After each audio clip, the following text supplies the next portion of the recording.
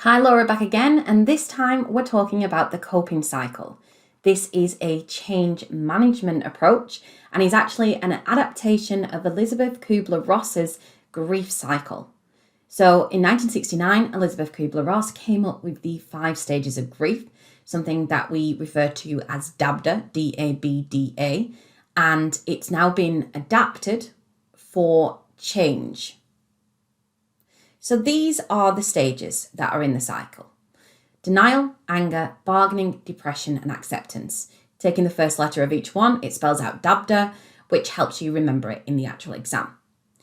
I want to be really clear though that it looks like a linear process, that you go from denial through to anger, through to bargaining, through to depression, and through to acceptance. Grief, and when we're coping with change, it is a form of grief, if it's a major change obviously, is not necessarily linear. And so we can go back and forth. For example, you may get all the way to depression, but then go back into the anger stage. So it comes in waves, if you will. What is the point of this model for SIPs? Well, it is a change management strategy. So if your organisation is asking your employees to make a major change, like a restructure or a move or whatever it may be, then management have to manage their employees' grief and help them cope with this. And so we're going to take each stage of DABDA and say what management have to do. The first stage is denial. Denial is where they refuse to confront reality, say, no, it's not happening, it's never going to happen. And so here the management task is really to have this honest, open confrontation about the reality of change.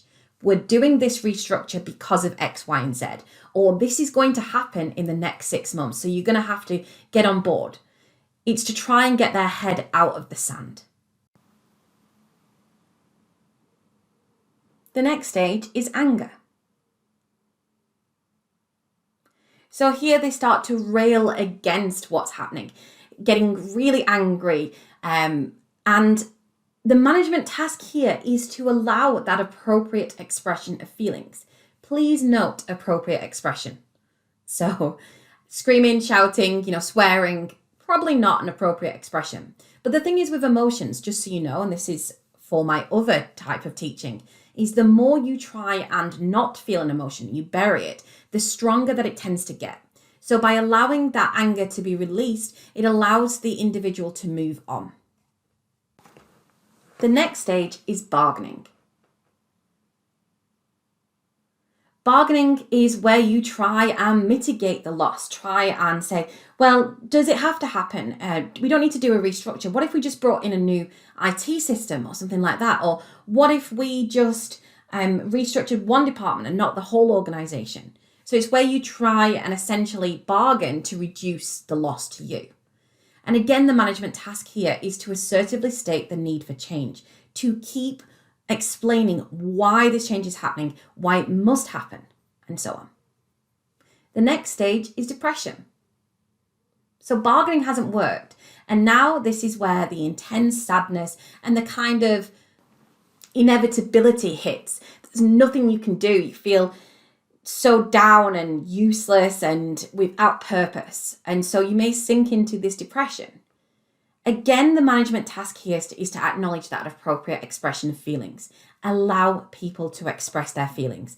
By the way, there are no positive or negative emotions. It's only the kind of connotation we give to it. By trying not to show sadness, it'll just make them stay in that depression period for longer. And the final stage, which hopefully everybody comes to, is acceptance.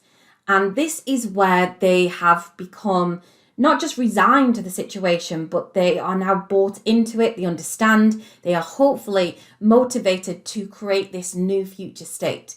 And the management task is, yes, to acknowledge appropriate expression of feelings, but also to help motivate them and create goals for them to work towards. So it embeds this kind of change. It gives them that sense of accountability and keeps that positive feeling going.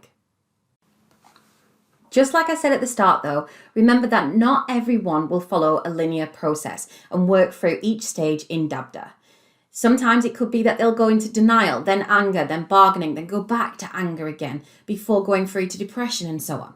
So As a manager, you're meant to basically understand at what stage your team members are at in this coping cycle and learn the best way to manage them. Thanks so much for listening. Please subscribe, check out our courses, and we'll be back with a new models video next week. Thanks so much for listening. Bye for now.